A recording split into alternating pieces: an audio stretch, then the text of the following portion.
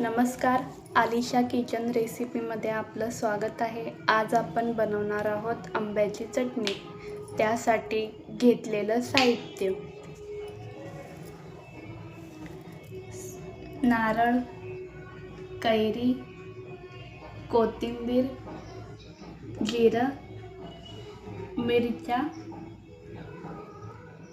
मिरच्या कट करून घेतल्यात, कोथिंबीर पण कट करून घेतले, कैरी कट करून घेतले,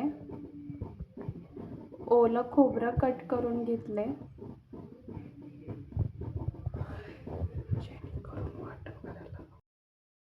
मिक्सरच्या भांड्यात ओलं खोबरं बारीक तुकडे करून घेतले आहेत, कोथिंबीर, मिरची, जिरं त्याचं आपण वाटण करून घेणार आहोत।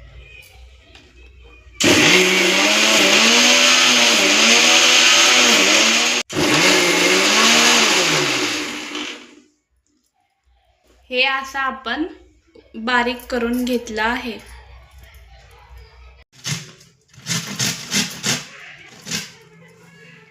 हे असं आपण कैरी बारीक खिसून घेतली आहे।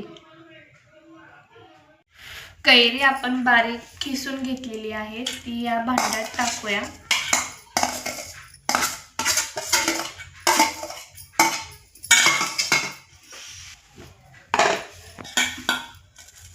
मिक्सरला वाटण जे बारीक केलं होतं ते पण यात टाकायचं आहे।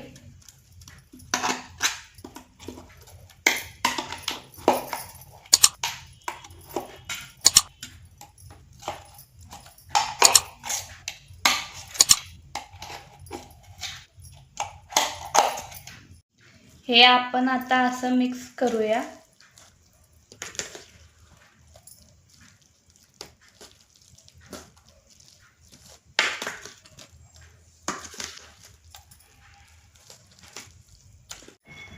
कैरी आंबट असेल तर तुम्ही त्यात साखर पण टाकू शकताय।